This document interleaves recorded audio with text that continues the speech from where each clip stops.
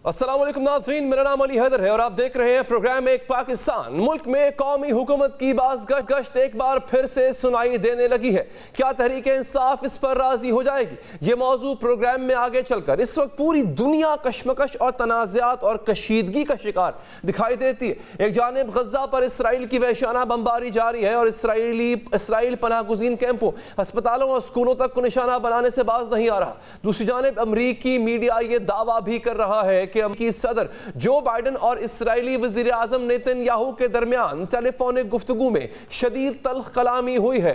Media के मुताबिक जो बाइडन ने जंग बंदी के लिए फौरी इक़दामात पर जोर दिया और नेतन्याहू से कहा कि मुझसे झूठ मत बोलो।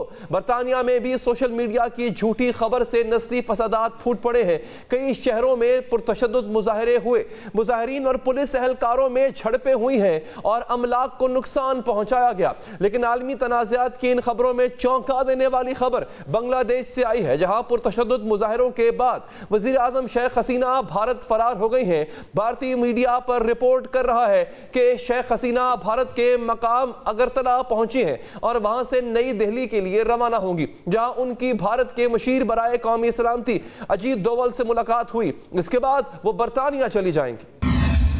शेख हसीना 15 साल से इक़्तिदार में थीं, अपने मुखालिफिन में गद्दारी के फतवे बांटती थीं, फांसियां लगाती थीं, इजहार राय की आज़ादी पर पाबंदियां लगाती थीं, नफरत का व्यापार करती थी। लेकिन जब बांग्लादेश में पुरतशद्दुद मुजाहरे हुए और इन मुजाहरों में सैकड़ों अफराद की जान गई तो मीडिया के मुताबिक बांग्लादेशी फौज ने हसीना वाजिद को मुसाफी होने के लिए 45 मिनट की डेडलाइन दी।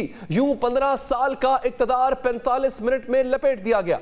उन्होंने जाने से पहले एक तकरीर रिकॉर्ड कराने की भी कोशिश की थी, लेकिन इन्हें इसका भी मौका नहीं दिया गया। बांग्लादेश के आर्मी चीफ ने ऐलान किया कि अब मुल्क में अबूरी हुकूमत बनाई जाएगी, जिसके लिए सियासी जमातों से बातचीत भी शुरू कर दी गई। मुजाहरीन ने इस रिहाइश गाह पर भी धावा बोला जो शेख हसीना बतौर वजीर आजम इस्तेमाल कर रही थी। लोगों ने यहाँ तोड़ फोड़ की और यहाँ मौजूद अशिया उठाकर अपने साथ ले गए। चंद लोग वजीर आजम की रिहाइश गाह में मौजूद बिस्तरों और कुर्सियों पर जाकर बैठ गए। नाज़रीन, मुजाहरीन ने अरकान असम्बली, अवामी लीग के दफातर, पुलिस स्टेशन और दीगर सरकारी तंसीबात पर भी हमले किए, वहाँ तोड़ फोड़ की और आग लगाई। यहाँ तक के मुजाहरीन पार्लियामेंट की इमारत में भी घुस गए और वहाँ मौजूद कुर्सियों पर उछल कूद करते रहे, नारे लगाते रहे। चंद अफराद ने बांग्लादेश के चीफ जस्टिस की रिहाइश गाह पर भी हमला किया। वजीर दाखिला के घर पर भी हमला किया गया, जिसके बाद वहां से धुआं निकलता देखा गया। बांग्लादेश के बानी शेख मुजीबुर रहमान से मुताल्लिक एक म्यूजियम में भी तोड़फोड़ की गई और इसे नजर आतिश किया गया। शेख मुजीब को बांग्लादेश के बाबाए कौम का दर्जा हासिल। शेख हसीना इन्हीं की बेटी है। इनसे नफरत में लोग शेख मुजीबुर रहमान के मुजस्समे पर चढ़ गए, इसके सर पर हथौड़े बरसाए और जूतों पहनाए। बांग्लादेश में मुजाहिरीन का सिलसिला कोटा सिस्टम के खिलाफ एहतजाज से शुरू होता है। बांग्लादेश में सरकारी नौकरी करने वालों को अच्छी तनख्वाह मिलती है, इसी वजह से लोग सरकारी नौकरी को तरजीह देते हैं। लेकिन यहाँ सरकारी नौकरियों का 30% हिस्सा उन अफराद के अहले खाना के लिए मुख्तस है जिन्होंने बांग्लादेश को पाकिस्तान से अलग करने के लिए पाकिस्तान के खिलाफ जंग लड़ी थी। तलबा इस निजाम के खिलाफ थे और मुतालबा करते थे कि सरकारी नौकरी सिर्फ मेरिट पर ही मिलनी चाहिए। 2018 में भी इस कोटा सिस्टम के खिलाफ एहतजाज हुआ था, जिस पर शेख हसीना की हुकूमत ने कोटा सिस्टम मुअत्तल कर दिया था। लेकिन 1971 में पाकिस्तान के खिलाफ लड़ने वाले अफराद के अहले खाना ने हाई कोर्ट में अपील दायर कर रखी थी। इन अपीलों का फैसला आया और कोटा सिस्टम बहाल कर दिया गया। इस पर तलबा मुश्तइल हो गए और मुजाहिरों का सिलसिला शुरू हो गया। हुकूमत ने मुजाहिरीन से सख्ती से निपटने की हिकमत अमली अपनाई तो मुजाहिरे तशद्दुद की शक्ल इख्तियार कर गए, जिसके नतीजे में 200 से ज़ायद अफराद मारे गए। मुजाहिरों के बाद सुप्रीम कोर्ट ने करार दिया कि 93% सरकारी नौकरियां मेरिट पर दी जाएंगी और 5% नौकरियां इनके लवाहिकीन के लिए होंगी जिन्होंने 1971 की जंग में हिस्सा लिया। अदालती फैसले के बाद सूरत हाल कुछ बेहतर हुई, लेकिन फिर तलबा ने हुकूमत से मुतालबा शुरू कर दिया कि वो माफी मांगे और जो 200 अफराद जान से गए हैं इन्हें इंसाफ दिया जाए। यहां फिर शेख हसीना की हुकूमत ने नरमी के बजाय सख्ती से काम लिया। मुजाहिरों की मनसूबाबंदी करने वाले कई افراد بھی گرفتار کر لیے گئے۔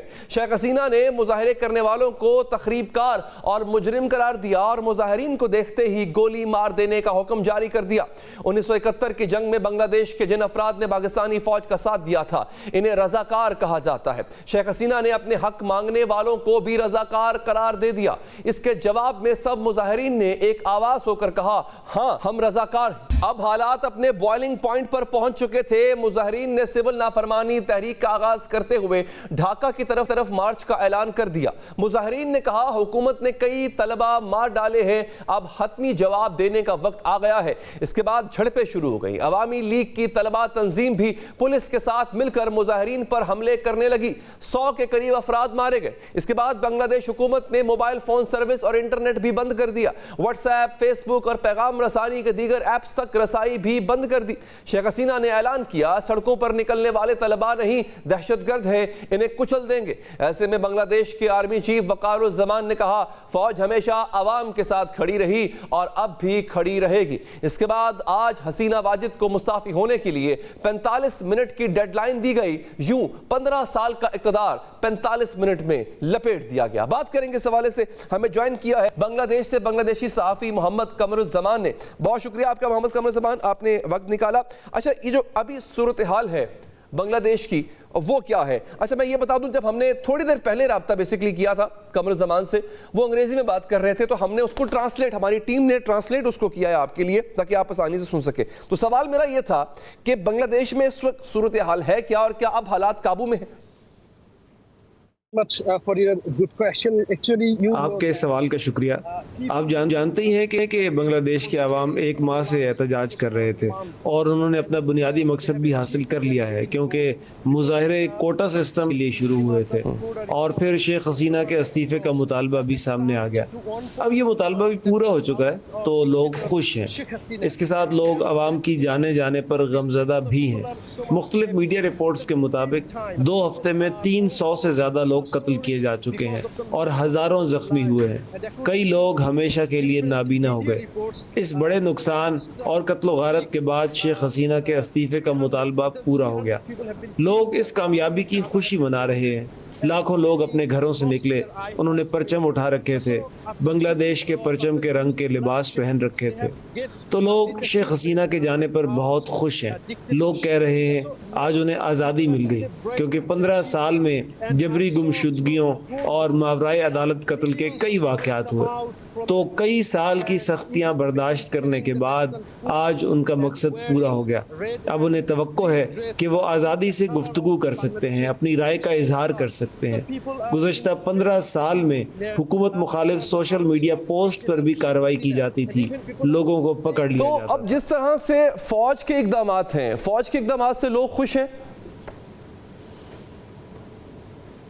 Actually, due to the serious dictatorship in the last اصل میں 15 سال کی سخت عملیت کے بعد لوگ اب تبدیلی چاہتے تھے، کیونکہ بنگلہ دیش نیشنلسٹ پارٹی اور جماعت اسلامی جیسی مرکزی سیاسی جماعتیں اس وقت منظر پر نہیں تھیں یا کمزور تھیں۔ تو لوگ سیاسی جماعتوں پر اعتماد کھو چکے تھے۔ اس وجہ سے ان کے پاس اور کوئی چارہ ہی نہیں تھا کہ فوج کی جانب سے شیخ حسینہ کو ہٹایا جانا قبول کر لیں۔ اب ایک عبوری حکومت بنائی جا رہی ہے۔ اس سے لوگوں کو توقع ہے کہ وہ پہلے امن و امان بحال کرے گی، پھر شفاف انتخابات کرائے جائیں گے اور لوگ اپنے نمائندے چنیں گے اور وہ نمائندے اچھے طریقے سے ملک چلائیں گے۔ کرپشن اور جبر کا خاتمہ ہو جائے گا۔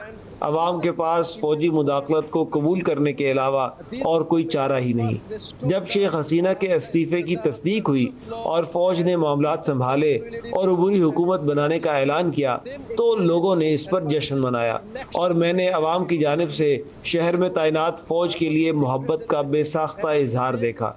تو لوگوں نے فوج کی مداخلت خوش دلی سے قبول کر لی ہے۔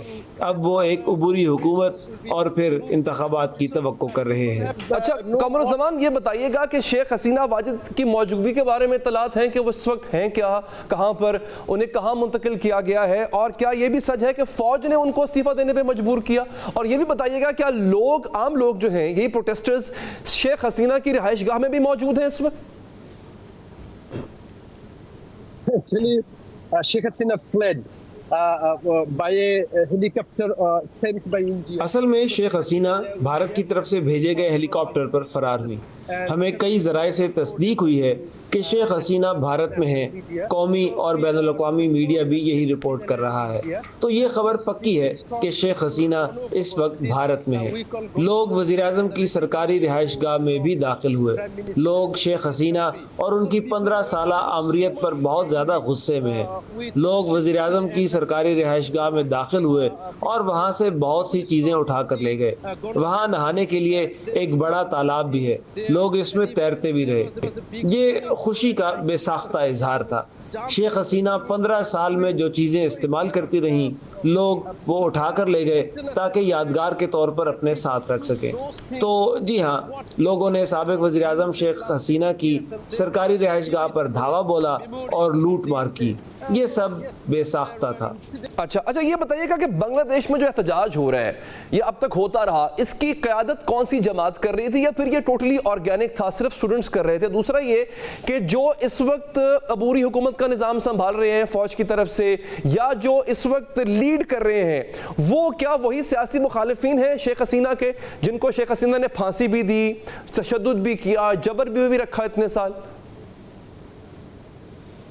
You know that just last week آپ کو معلوم ہوگا کہ بنگلہ دیش حکومت نے ملک کی بڑی سیاسی جماعت اسلامی پر پابندی لگائی تھی. جماعت اسلامی کو 15 سال سے پابندیوں کا سامنا ہے. اسے کسی قسم کی کسی سیاسی سرگرمی کی اجازت نہیں تھی.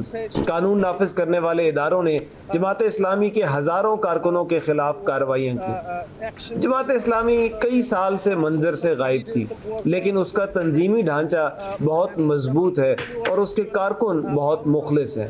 لہٰذا ان تحریکات میں تمام سیاسی پارٹیاں طلبہ کے ساتھ شامل ہوئیں، حتیٰ کہ لاکھوں والدین بھی شامل ہوئے. انہوں نے کہا کہ ان کے بچوں کے ساتھ وحشیانہ سلوک کیا گیا ہے، لہٰذا ان بچوں کی مدد کرنا ان کی ذمہ داری ہے.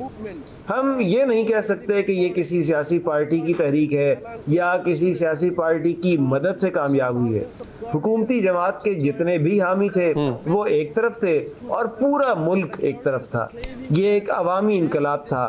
ہم اسے اس طرح بیان اچھا ہم نے دیکھا اس عوامی انقلاب میں عوام نے اپنا غصہ شیخ مجیب الرحمان پر بھی نکالا، ان کا مجسمہ توڑ کر گرا کر. تو عوام میں جو بانی ہیں موجودہ بنگلہ دیش کے ان کے خلاف نفرت کیوں پائی جاتی ہے عوام میں؟ Actually, this is the result of hate to Sheikh Hasina. And in the last 15 years, در حقیقت یہ شیخ حسینہ کے خلاف نفرت کا نتیجہ ہے. پچھلے 15 سال میں یہاں تک کہ مولانا بھاشانی کے نام پر بھی کچھ تصفیے ہوئے جو کہ شیخ مجیب کے وقت کے رہنما تھے، لیکن شیخ حسینہ نے لوگوں پر دباؤ ڈالنے کی کوشش کی کہ شیخ مجیب کو بابائے قوم کے طور پر قبول کریں. اس اضافی دباؤ کی وجہ سے لوگ شیخ مجیب کو بابائے قوم کے طور پر برداشت کرنے سے تھک چکے تھے اور غصے میں تھے، اس لیے انہوں نے یہ کیا. یہ بنیادی تجزیہ ہے اور بہت سے لوگوں نے حقیقتاً یہی کہا ہے. لہٰذا لوگ حقیقتاً کوئی بھی چیز برداشت کرنے کے لیے تیار نہیں ہے، چاہے وہ شیخ مجیب ہو یا کوئی اور رہنما. لوگ کچھ بھی برداشت کرنے کے لیے تیار نہیں ہے جو شیخ حسینہ سے متعلق ہو. یہ بھی شیخ حسینہ کے خلاف بے شمار نفرت کا نتیجہ ہے. اچھا ہم نے یہ بھی دیکھا قمر الزمان صاحب کہ اس دوران لوگ عام جنتا وہ رضا کر کے نعرے لگا رہے تھے. اس نعرے کا تعلق پاکستان کی تاریخ سے بھی ہے کہیں نہ کہیں، تو اس کی کیا وجہ تھی؟ پاکستان سے اپنی علیحدگی کے بارے میں اب بنگلہ دیشی باسی کیا سوچتے؟ actually you know that according to the constitution of Bangladesh, آپ جانتے ہیں کہ بنگلہ دیش کے آئین کے مطابق بنگلہ دیش کا آئینی موقف ہے کہ سب سے دوستی اور کسی سے دشمنی نہیں. لوگ حقیقتاً پاکستان کو اتنی سنجیدگی سے نہیں لیتے کیونکہ ملک 5 دہائیوں سے آزاد ہے اور لوگ منصفانہ حکمرانی کی توقع رکھتے ہیں. ملک پاکستان کے نظام سے آزاد ہو چکا ہے اور کہا جاتا ہے کہ انہوں نے 9 ماہ کی طویل آزادی کی جنگ سے ملک کو آزاد کرایا. لہٰذا لوگوں نے ایک منصفانہ بنگلہ دیش کی توقع کی تھی، لیکن شیخ حسینہ اور ان کی سیاسی پارٹی، ان کے وزراء نے بدعنوانی کی اور ہر جگہ بد انتظامی کی. لہٰذا لوگ چاہتے تھے کہ تبدیلی آئے. اور پاکستان کے بارے میں اگر آپ پاکستان اور بھارت کے درمیان کرکٹ میچ دیکھیں تو حقیقتاً 90% لوگ بغیر سوچے سمجھے پاکستان کی حمایت کرتے ہیں. اصل میں لوگوں کو اس بات پر یقین نہیں ہے کہ یہ سیاسی ہتھیار ہے. وہ ہمیشہ اپنے سیاسی موقف کو قائم کرنے کی کوشش کرتے ہیں کہ ہم نے ملک کو پاکستان کے نظام سے آزاد کیا. یہ صحیح نہیں ہے اور لوگ اسے سمجھتے ہیں کیونکہ یہ نسل بہت زیادہ باشعور ہے. وہ سب کچھ پڑھتے ہیں اور معلومات اور ٹیکنالوجی کی توسیع کی وجہ سے لوگوں کو معلوم ہے کہ آزادی کی جنگ کے دوران 1971 میں بھی بڑی اپوزیشن پارٹیوں نے فعال کردار ادا کیا تھا. اب 5 دہائیوں کے بعد لوگ ملک کی ترقی دیکھنا چاہتے ہیں. لوگ نفرت نہیں کرنا چاہتے. مظاہرین کو رضاکار کہنا حکومت کا ترپ کا پتہ تھا جو وہ اپنا وجود برقرار رکھنے کے لیے سامنے لائی تھی. لوگ تو پرواہ نہیں کرتے ہیں. لوگ پاکستان اور دیگر ممالک کے ساتھ دوستی چاہتے ہیں. اب بھی آزادی کے بعد بھارت کے کردار سے لوگ زیادہ تنگ ہیں. بنگلہ دیش اور بھارت کے درمیان 54 مشترکہ دریا ہے. تمام دریاؤں کے پانی کو بھارت کنٹرول کرتا ہے اور بنگلہ دیش شدید طور پر متاثر ہو رہا ہے. دوسرے شعبوں میں بھی بہت سے بھارتی لوگ یہاں سے پیسے لے کر اپنے ملک لے جاتے ہیں اور بھارت کی سیاسی مداخلت بھی موجود ہے. بھارت نے غیر منصفانہ طریقے سے شیخ حسینہ کو مستحکم کیا. لہٰذا لوگ بھارت سے بہت زیادہ تنگ ہیں, پاکستان سے نہیں ہیں. لیکن لوگ دوستی چاہتے ہیں اور حقیقی معنوں میں ایک ترقی یافتہ بنگلہ دیش دیکھنا چاہتے ہیں. لوگ بدعنوانی سے پاک بنگلہ دیش دیکھنا چاہتے ہیں جو اپنے عوام کے ساتھ ترقی کرے. محمد قمر زمان, آپ کا بہت بہت شکریہ. آپ ہمیں بنگلہ دیش سے اپڈیٹ کر رہے تھے. ایکسکلوسیولی ہم آپ کو بنگلہ دیش کی حالات سے آگاہ کر رہے تھے. ناظرین, ہم اس پر مزید بات بھی کریں گے اس مختصر سے وقفے کے بعد.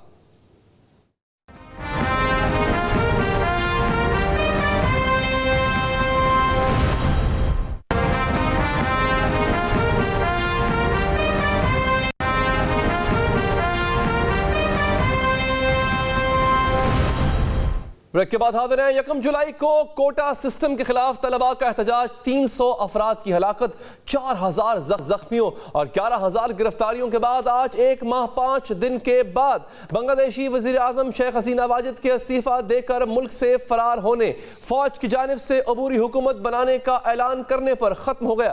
آج 15 سال تک اقتدار پر قابض عامر شیخ حسینہ واجد کے اقتدار کا سورج غروب ہو گیا. حسینہ واجد نے 1 جولائی سے ہی احتجاج کو غیر سنجیدہ لیا. انہوں نے حکمت اور دانائی کا راستہ اختیار کرنے کے بجائے طلباء کو دہشت گرد اور ملک دشمن تک کہہ دیا, جس کے بعد مظاہروں میں شدت آئی. حسینہ واجد کا دور بنگلہ دیش کی معیشت کے حوالے سے سنہری دور کے طور پر یاد کیا جا رہا ہے. گزشتہ 15 برس میں بنگلہ دیش ٹیکسٹائل انڈسٹری کا پاور ہاؤس بنا. عالمی منڈی میں $40 ارب کے کپڑے بنگلہ دیش سے جاتے تھے. 40 لاکھ افراد اس انڈسٹری میں ملازمت کرتے تھے. نئی سڑکیں, پل, کارخانے, میٹرو پل تعمیر ہوئے. 2.50 کروڑ افراد غربت سے نکلے. فی کس آمدن میں 3 گنا اضافہ ہوا. حسینہ کے 15 برس میں بنگلہ دیش نے 7% سالانہ کی رفتار سے ترقی کی. غربت کی شرح 42% سے 18% تک آ گئی, بلکہ انتہائی غربت کی شرح 25% سے 15% تک پہنچ گئی. حسینہ واجد نے بنگلہ دیش کی جی ڈی پی $340 بلین تک پہنچا دی. سوال یہ ہے کہ چوتھی بار کی وزیر اعظم کو استعفیٰ کیوں دینا پڑا؟ سوال یہ بھی ہے کہ تیزی سے ترقی کرتے بنگلہ دیش میں احتجاج کیوں کیا گیا؟ سوال تو یہ بھی ہے کہ حسینہ واجد کی مقبولیت کم کیوں ہوئی؟ وہ کیا حالات تھے جو 1 دہائی سے زائد عرصے پر محیط ان کی دور حکمرانی کے اختتام کا باعث بنے؟ ماضی میں انسانیت کی ماں کہلانے والی شیخ حسینہ واجد 19 سالہ اقتدار کے نتیجے میں ملک کی طویل ترین وزیر اعظم رہیں. وہ اسی سال چوتھی مرتبہ وزیر اعظم منتخب ہوئی تھیں. آج کے اقتدار کی لڑکھڑاتی کرسی اب ٹوٹ چکی ہے اور عوام کی مقبول ترین لیڈر نے اپنے چند غلط فیصلوں کے بدولت عوام کے ہاتھوں ہی دباؤ میں آ کر استعفیٰ دے دیا اور آرمی چیف کے الٹیمیٹم پر ملک چھوڑ کر بھارت روانہ ہو گئی ہیں. شیخ حسینہ کے خلاف احتجاج کی 4 بڑی وجوہات ہیں. سب سے اہم وجہ بنیادی ضرورت کی چیزوں کا مہنگا ہونا. اسی طرح میڈیا پر پابندیاں, سیاسی جماعتوں کے خلاف انتقامی کارروائیاں اور اداروں کو کمزور کرنا بھی حسینہ واجد کی غلطیاں سمجھی جاتی ہیں. بنگلہ دیشی عوام حسینہ واجد اور بھارت کے درمیان بڑھتی ہوئی رفاقتوں سے بھی سیکھ پاتے۔ بنگلہ دیش کی ترقی کا نقشہ ایک جانب لیکن سب اچھا نہیں ہے۔ ملک میں کرپشن خطرناک حد تک بڑھ چکی اور کرپشن میں حکومتی وزراء اور حسینہ واجد کی پارٹی کے لوگ شامل ہیں۔ یہی نہیں بلکہ گزشتہ 15 سالوں کے دوران ملک میں جمہوری سرگرمیوں کے لیے آزادی بھی کم ہو گئی تھی۔ بنگلہ دیش کی بڑی سیاسی جماعت اسلامی پر پابندی عائد کر دی گئی تھی۔ اس کے مرکزی قیادت اور فعال کارکنان میں سے 60 کو پھانسی دے دی گئی جبکہ دوسری سطح کی قیادت کو جیل میں بند کر دیا گیا۔ اسی طرح بنگلہ دیش نیشنل پارٹی نے مسلسل 2 انتخابات میں حصہ لینے سے انکار کر دیا کیونکہ حسینہ واجد پر بڑے پیمانے پر انتخابات میں دھاندلی کا الزام عائد کیا گیا۔ یہی نہیں بلکہ گزشتہ 15 سالوں میں 80 سے زائد افراد جن میں سے اکثریت حکومتی تاقدین کی ہے لاپتہ ہو چکے ہیں اور ان کے اہل خانہ کو ان کے بارے میں کوئی معلومات نہیں ہے۔ قصہ یہاں پر ختم نہیں ہوتا۔ 4000 کے قریب دیگر سیاسی ورکرز کی ہلاکتوں کا الزام بھی حسینہ واجد پر عائد کیا جا رہا ہے۔ سیاسی مخالفین کی گرفتاریاں، سوشل میڈیا پر قدغنیں، پابندیاں اور پھانسیاں ہی نہیں بلکہ حسینہ واجد نے اقتدار بچانے کے لیے طاقت کا بے جا استعمال کیا۔ بنگلہ دیش کو عالمی سطح پر جمہوری ملک کی لسٹ سے خارج کر دیا گیا تھا۔ یہ بنگلہ دیش کی تاریخ کی سب سے بڑی تحریک تھی۔ عوامی لیگ کے حمایتیوں کو کوٹا دینے کے معاملے نے آگ لگانے کے لیے صرف ماچس کی تیلی کا کام کیا۔ طلبہ ہی نہیں بلکہ سیاسی جماعتیں احتجاج میں شامل تھے۔ اس وقت بنگلہ دیش میں سرکاری ملازمتوں کے کوٹوں نے بے روزگاری کی بلند سطح سے 2-4 طلباء میں غصے کو جنم دیا۔ 17 کروڑ آبادی والے ملک بنگلہ دیش میں تقریباً 1 کروڑ 80 لاکھ نوجوان نوکریوں کی تلاش میں ہیں۔ کم تعلیم یافتہ افراد کے مقابلے میں یونیورسٹیوں سے فارغ التحصیل افراد میں بے روزگاری کی شرح زیادہ ہے۔ ملک کے وسیع تر ہوتے ہوئے گارمنٹ سیکٹر کے بلبوتے پر کسی زمانے میں دنیا میں سب سے تیزی سے ترقی کرنے والی بنگلہ دیشی معیشت اب جمود کا شکار ہو چکی ہے۔ افراط زر تقریباً 10% سالانہ ہے اور غیر ملکی زر مبادلہ کے ذخائر سکڑ رہے ہیں۔ اس وقت 3 کروڑ شہری خط غربت سے نیچے زندگی گزارنے پر مجبور ہیں۔ حسینہ واجد کے خلاف ایک طویل عرصے سے لاوا پک رہا تھا۔ انہوں نے احتجاجی مظاہروں کو بطور لیڈر ڈیل کرنے کے بجائے ایک آمر کی طرح طاقت کا استعمال کیا، نہتے طلباء اور گولیاں چلائیں، جس کے بعد والدین بھی بچوں کے ساتھ آ گئے اور طلباء تحریک ایک عوامی تحریک بن گئی جس نے حسینہ واجد کو اقتدار سے باہر نکال پھینکا۔ بنگلہ دیش میں جنریشن زی نے ایک نئے انقلاب کی بنیاد رکھی جس میں آمرانہ حکومتوں کے لیے ایک واضح پیغام ہے کہ اگر آپ عوام کی آوازوں پر قدغن لگائیں گے تو معاشی ترقی بھی آپ کے اقتدار کو دوام نہیں بچ سکے گی۔ ناظرین آگے بڑھتے ہیں، پاکستان کی بات کرتے ہیں۔ بانی پی ٹی آئی کو قیدی ہی ٹھہرے آج 1 سال مکمل ہو گیا ہے لیکن سیاسی بحران ہے کہ قابو میں آنے کا نام نہیں لے رہا۔ ملک میں سیاسی تقسیم کا عالم یہ ہے کہ تحریک انصاف شہباز شریف حکومت سے ہاتھ ملانے کو تیار نہیں تو اسٹیبلشمنٹ کے دل میں بانی پی ٹی آئی کے لیے نرم گوشہ پیدا نہیں ہو رہا اور ہر گزرتے دن کے ساتھ معاملات بند گلی کی طرف بڑھ رہے ہیں۔ تحریک انصاف نے آج سوابی میں پاور شو کیا جہاں رہنماؤں نے دھواں دھار تقریریں کی جبکہ بانی پی ٹی آئی نے بھی ایک روز خیر سگالی بیانیہ بدل لیا اور مذاکرات کے لیے کڑی شرائط رکھ دی۔ انہوں نے کہا کہ جب تک فوج اور حکومت تسلیم نہیں کر لیتی کہ الیکشن پی ٹی آئی جیتی جب تک ان سے کوئی سمجھوتا نہیں ہوگا۔ انہوں نے کہا کہ اگر آزادانہ اور شفاف الیکشن کروائے جائیں جبکہ ان کے خلاف بوگس کیسز ختم کیے جائیں تو وہ فوج کے ساتھ مذاکرات کے لیے تیار ہیں۔ جا کے معافی مانگ لو، معاف کر دے گا۔ معافی مانگ لو، معاف کرے گا تو ملک چلے گا۔ پریس کانفرنس کرنے سے ملک نہیں چلے گا، غلطی تسلیم کرنی پڑے گی۔ P T I power show سے پہلے آج پاک فوج کے ترجمان لیفٹیننٹ جنرل احمد شریف چودھری نے بھی پریس بریفنگ دی اور ایک بار پھر واضح کر دیا کہ 9 مئی کے حوالے سے فوج کے موقف میں کوئی تبدیلی نہیں آئی ہے اور نہ ہی آئے گی۔ D G I S P R lieutenant general Ahmed Sharif Chaudhry نے اس سال 7 مئی کو بھی 2 ٹوک کہا تھا کہ انتشاری ٹولے کے لیے ایک ہی راستہ ہے کہ وہ معافی مانگے اور نفرت کی سیاست چھوڑے۔ انہوں نے یہ بھی خبردار کیا تھا کہ 9 مئی کرنے اور کرانے والوں کو آئین کے مطابق سزا نہ دی گئی تو اس ملک میں کسی کی جان مال آبرو محفوظ نہیں ہوگی۔ موضوع پہ جو فوج کا بڑا واضح موقف ہے، جو 7 مئی کی آئی ایس پی آر کی پریس کانفرنس تھی اس میں یہ بیان کیا گیا تھا، نہ اس میں کوئی تبدیلی آئی ہے اور نہ ہی آئے گی۔ ایسے سیاسی انتشاری ٹولے کے لیے صرف ایک ہی راستہ کہ وہ صدق کے دل سے معافی مانگے قوم کے سامنے اور یہ وعدہ کرے کہ وہ نفرت کی سیاست کو چھوڑ کے تعمیری سیاست میں حصہ لے۔ ऐन उस वक्त जब मुल्क बदतरीन सियासी तनाव का शिकार है, एक बार फिर कौमी हुकूमत की तश्कील पर बहस छिड़ गई है। सियासी तज्जियाकार हों या फिर कारोबारी शख्सियात, सियासतदान हों या फिर टेक्नोक्रेट्स, अलगर्ज सब यकजुबान होकर कौमी हुकूमत के क़याम का नारा लगा रहे हैं। मुल्क की सियासत और इस्टेब्लिशमेंट पर गहरी निगाह रखने वाले तज्जियाकार सुहेल बड़ाइच ने भी मुल्क की मसाइल का हल कौमी हुकूमत की तश्कील से वाबस्ता कर दिया और 2 साला कौमी हुकूमत की ख्वाहिश जाहिर कर दी है। सुहेल बड़ाइच ने अपने कालम गवर्नमेंट ऑफ नेशनल यूनिटी में निशानदही की कि 8 फरवरी का इलेक्शन ज़रूरी था, मगर आम इंतखाबात के बाद भी कोई फरीक या इदारा खुश नहीं है। सबसे ज़्यादा नाराज़ पॉपुलर तहरीक इंसाफ है, फैसला साज भी मुतमईन नहीं है, नून लीग भी खुश नहीं। बकौल इनके पास स्पेस ही नहीं तो वो करें तो करें क्या।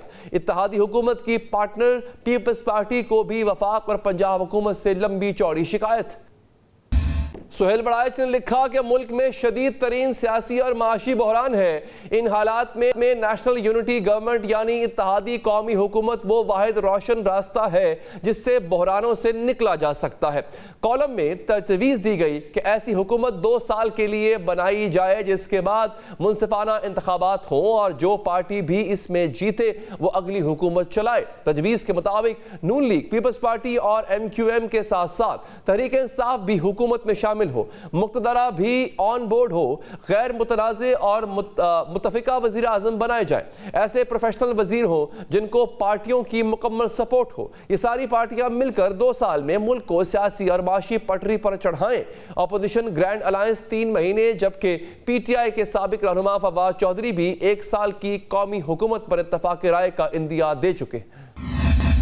सुहेल बड़ाइच के मुताबिक इत्तेहादी कौमी हुकूमत वो वाहिद हल है जिसमें किसी को शिकस्त नहीं, सब हुकूमत में स्टेक होल्डर्स होंगे, इसलिए निज़ाम चल पड़ेगा। मुक्तदरा की मौजूदगी में सारे बिगड़े बच्चे अच्छे बच्चे बनकर रहेंगे। इत्तेहादी कौमी हुकूमत बनने से मुक्तदरा और अवाम के दरमियान मौजूद तजादात फौरन ख़त्म हो जाएंगे। सारी पार्टियां इत्तेहादी कौमी हुकूमत का हिस्सा बन जाएंगी तो मुक्तदरा और अदलिया में जो आजकल ठनी हुई है इसकी वजूहात ख़त्म हो जाएंगी, तो यूं ये मामला भी खुद ब खुद ठीक हो जाएगा, जबकि ओवरसीज पाकिस्तानियों का गुस्सा भी उतर जाएगा। यही नहीं, तहरीक इंसाफ की नाराजगी और गले शिकवे भी खत्म हो जाएंगे। नून लीग कमजोर इखलाकी हैसियत से सबके लिए काबिल कबूल का दर्जा हासिल कर लेगी। यहाँ पर नाज़रीन एक वक्फा लेंगे और वक्फे के बाद हाजिर होंगे तो हमें पाकिस्तान तहरीक इंसाफ के रहनुमा अली मोहम्मद साहब ज्वाइन करेंगे।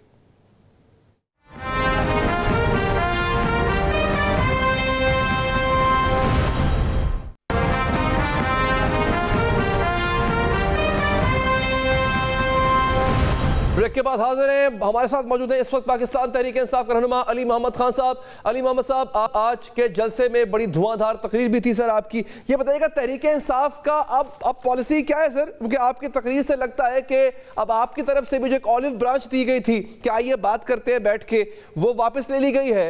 आप कहते हैं कि पहले माफी मांगे, कौन माफी मांगे सर आपसे पहले? बहुत शुक्रिया अली भाई। बिस्मिल्लाहिर्रहमानिर्रहीम, अल्लाहुम्मा सल्ली अला मुहम्मद व अला आलि मुहम्मद। देखिए, मैं ये समझता हूँ कि पाकिस्तान को इन मसाइल से निकालने के लिए सबको अपनी अपनी अना के कोई हमाला से नीचे उतरना पड़ेगा और पाकिस्तान को आगे चलाने के लिए मुल्क के सबसे बड़े लीडर जनाब इमरान खान साहब को बाहर लाना पड़ेगा। उसके बाद बैठ के बात कीजिए, मसाइल का हल निकल आएगा। क्योंकि मैं नहीं, आपका और मेरा रब, हम सबका रब फरमाता है कि अम्रुहुम शूरा बैनहुम। लेकिन आपने आज जज्बा देखा अली भाई, आप वहाँ नहीं थे, काश आप वहाँ होते। बड़े अरसे बाद मुझे वो फीलिंग हुई है जो इमरान खान साहब के जलसों में होती थी कि एक रिप्रेजेंटेशन पूरे मुल्क की मैंने आज वहाँ पे देखी है और पूरा मोटरवे आपका ब्लॉक था। मैसेज बड़ा स्ट्रांग है पाकिस्तानी कौम का।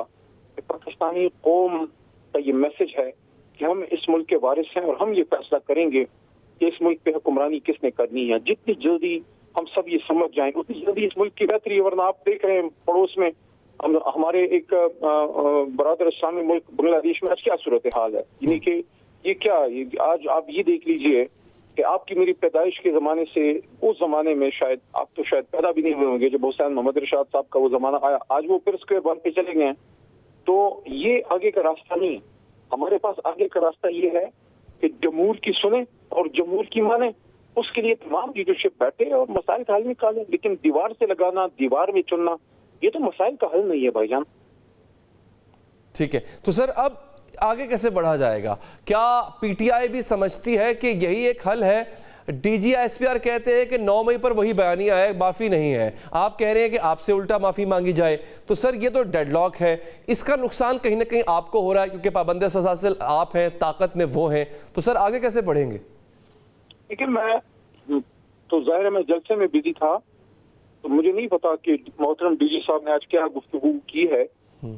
اگر کسی پیشہ ورانہ ایشو پہ انہوں نے بات کی ہے تو ظاہر ہے ان کی ڈیوٹی ہے، لیکن اگر 9 مئی کے حوالے سے اسپیسیفک پریس ٹاک ہے تو میں اس پہ یہ کہوں گا کہ وہ تو پہلے اس پہ کئی بار گفتگو کر چکے ہیں. اس پہ میرے خیال میں گفتگو سے زیادہ ضرورت اس امر کی ہے کہ قابل صد احترام سپریم کورٹ کے نیچے جوڈیشل کمیشن بنے اور جس نے بھی یہ زیادتی کی ہے اس کو قرار واقعی سزا ملے. پھر جس پہ یہ بات ثابت ہوتی ہے وہ دوسرے فریق سے یا سب سے پھر معافی مانگے. کوئی بھی یہ نہیں سمجھتا کہ پاکستان کے دفاعی حصار کے اہم جگہوں پہ کوئی ہلہ بولے تو وہ اچھی بات ہے. کسی نے اس کو سپورٹ نہیں کیا، نہ عمران خان صاحب نے اس کی کال دی ہے، نہ پارٹی نے اس طرح کے کسی عمل کو اون کیا ہے. تو پھر وہ کون لوگ تھے جن لوگوں نے عمل کیا؟ یہ تو ہم بھی جاننا چاہتے ہیں. یہ ہمارے محترم ڈی جی صاحب اس کے جو ہے ریپرزنٹیٹو ہیں، لیکن جتنا وہ اس کو ریپرزینٹ کرتے ہیں ان جگہوں کو، اتنا ہی ہم پاکستانی سیاسی جماعتیں اور عام پاکستانی ان کو اون کرتے ہیں. یہ ہماری بھی تو دفاعی لائن ہے، یہ ہماری بھی تو حساس جگہ ہیں. ہمیں بھی اس کی فکر ہے کہ کس نے یہ کیا، ایک پرامن احتجاج کو یہ رنگ کس نے دیا. تو اس کا پھر حل کیا ہے؟ کیا پریس ٹاک یا جوابی پریس کانفرنس حل ہے؟ بالکل حل نہیں ہے، کیونکہ وہ کیا کہتے ہیں، جواب غزل کی صورت میں اگر جواب الجواب آتا ہے اس سے نقصان تو پاکستان کا ہے. تو اس کا حل کیا ہے؟ وہی حل ہے آخر میں آپ کو پھر وہی کرنا پڑے گا، سپریم کورٹ کے پاس آنا پڑے گا اور اس سے جوڈیشل کمیشن ہی واحد حل ہے اس کا. عمران خان صاحب 1 سال پہلے یہ ڈیمانڈ کر چکے ہیں، میں بار بار یہ کر رہا ہوں. ہمیشہ اڈیالہ میں عمران خان صاحب سے گفتگو کرنے کے بعد جب میں باہر آتا ہوں تو 9 مئی کے حوالے سے پہلی بات ہی محترم خان صاحب کے حوالے سے یہ کرتا ہوں کہ اس پہ آپ جوڈیشل کمیشن بنائیے تاکہ جو بھی اس کے ذمہ داران ہیں ان کو قرار واقعی سزا ملے. سپریم کورٹ سے زیادہ کریڈیبل تو علی بھائی کوئی فورم نہیں ہے. آپ کی کیا رائے ہے؟ ایسے اس میں کوئی شک نہیں، سپریم کورٹ ڈیفینیٹلی ایک کریڈیبل فورم ہے سر. لیکن اب یہاں پہ ایک اور بھی مسئلہ کہہ لیں، ایک نئی جگہ ایک نئی سمت کا تعین ہو رہا ہے سر، وہ یہ کہ قومی حکومت کی بات کی جا رہی ہے. اچھا، اب وہ اس کا فائدہ یہ بتایا جا رہا ہے کہ سارے کانفلکٹس یکا یک ختم ہو جائیں گے.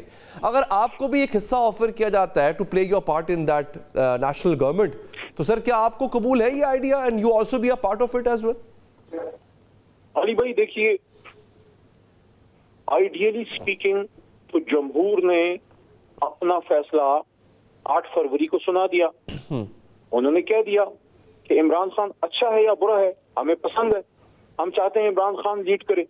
ٹھیک ہے نا جی، تو ہمیں تو ہمارا مینڈیٹ چاہیے.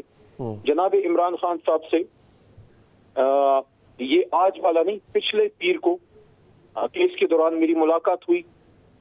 خان صاحب نے اسپیسیفکلی یہ بات مجھے کی کہ مینڈیٹ کی واپسی ہمارا بنیادی مطالبہ ہے. تو اگر ہمیں ہمارا مینڈیٹ ملتا ہے علی صاحب اور ہم پھر تو قومی حکومت کیوں بنے گی؟ اگر آپ کو مینڈیٹ دے دیں گے پھر آپ کی حکومت ہے، پھر تو قومی حکومت. دیکھیے قومی حکومت کی باتیں ہر چند عرصے بعد وہ چلتی ہیں. اس پہ میں تو نہ ایکسیپٹ کرنے کی پوزیشن میں ہوں نہ ریجیکٹ کرنے کی پوزیشن میں ہوں، وہ تو فیصلہ محترم عمران خان صاحب کا ہے. لیکن اصولی بات میں یہ کر رہا ہوں کہ جب جمہور نے اپنا فیصلہ سنا دیا تو پھر اگر قومی حکومت کی طرف ہم جاتے ہیں تو اس کا مطلب پھر کیا یہ نہیں ہوگا کہ قوم کے فیصلے کے اوپر کوئی اور فیصلہ سپر امپوز کیا جا رہا ہے، ٹھوسا جا رہا ہے. لیکن اگر یہ کوئی بات ہے تو خان صاحب بھی اس پہ رائے دے سکتے ہیں. مجھے تو فی الحال یہ لگتا ہے کہ جو اصل ہے، جو بنیاد ہے، اس پہ آنا چاہیے. جمہوریت کی بنیاد یہی ہے، جمہور کے فیصلے کو ماننا پڑتا ہے. اور میں ایک بات کیٹیگوریکلی کہنا چاہتا ہوں، چاہے کسی کو اچھی لگے، چاہے ہمارے اپنے کسی جماعت کے بندے کو بری لگے، مجھ پہ کرٹیسزم کرے تو کرے، میں کلیئرلی یہ کہہ رہا ہوں، تینوں بڑی جماعتوں میں سے ملک دشمن یا غدار وطن کوئی نہیں ہے. ہاں، عوام کا فیصلہ ہے کہ وہ کس کو چاہتے ہیں کہ وہ اس قابل ہے لیڈ کرنے کی. ماضی میں یہ قرہ فال پیپل پارٹی کے حق میں نکلا جب بے نظیر صاحبہ حیات تھیں، شہید میاں صاحب کے حق میں نکلا، اب ہمارے حق میں نکلا ہے. تو ہاں، یہ آئیڈیا اگر آپ کو سامنے پریزنٹ کیا جاتا ہے سر، آپ تسلیم کریں گے کہ آپ کی جو آپ کا ایک اپوزیشن کا الائنس ہے اس کے ترجمان تو یہ کہتے ہیں محمود اچکزئی صاحب کہ ہمیں قبول ہے. اب آپ کی جماعت کو کیا یہ قبول ہوگا؟ देखिए वो तो कल या परसों जब भी मेरी खान साहब से मुलाकात होती है या हमारे मौजूदा ओहदेदारान मोहतरम बैरिस्टर गौहर साहब या उमर यूब भाई अगर जाके खान साहब से पूछते हैं, मुझे मौका मिला मैं पूछूंगा, लेकिन जाहिर है वो जिम्मेदारान हैं, उनकी पूछ ज्यादा मुस्तनद है। तो खान साहब का फिर जवाब अहम है, क्योंकि कौम के लीडर तो इस वक्त बड़े लीडर सबसे बड़े तो इमरान खान साहब हैं। खान साहब अगर इससे एग्री करते हैं मुझे नहीं पता, लेकिन मेरा ख्याल है कि उसूली मौक़िफ़ अपनी जगह है। असीरान की रिहाई और मैंडेट की वापसी अगर इस पे बात होती है तो वो एक ये आइडियल तो आप है। शर्त रख ही सकते हैं ना सर, अगर आप कौमी हुकूमत कबूल करते हैं तो जो आप पे जबर के पहाड़ टूटे हुए हैं, कम से कम ये शर्त तो आप रख ही सकते हैं, असीरान की रिहाई, खान साहब की रिहाई, मुकदमों का खात्मा। ये वो तो बुनियादी शर्त है ना जी। अच्छा, मैं आपको एक और भी बात बताऊं, बहैसियत पाकिस्तानी मुझे इसकी बहुत फिक्र है, मुझे इसकी बड़ी तशवीश है। मैं इस पे ज़ाती तौर पे आपको कह रहा हूं, मैं गमज़दा हूं कि इस वक्त हमारे इदारों और अवाम के बीच में कुछ फासला है। मैं नहीं समझता कि फासले होने चाहिए। मैं समझता हूं कि पाकिस्तान एक वाहिद इस्लामिक न्यूक्लियर स्टेट है।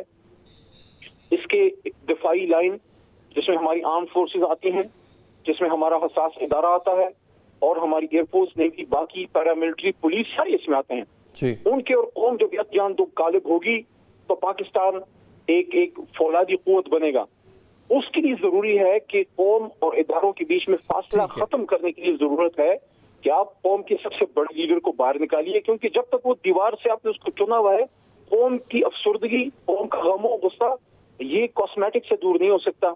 इसलिए मैंने आज उस जलसे में भी ये बात चलें, आपके ठीक है सर, प्रोग्राम में हमारे भी पास अर्ज कर वक्त रहा खत्म हो हूं गया। कि इमरान खान को निकालें ठीक। ताकि मुल्क आगे जाए।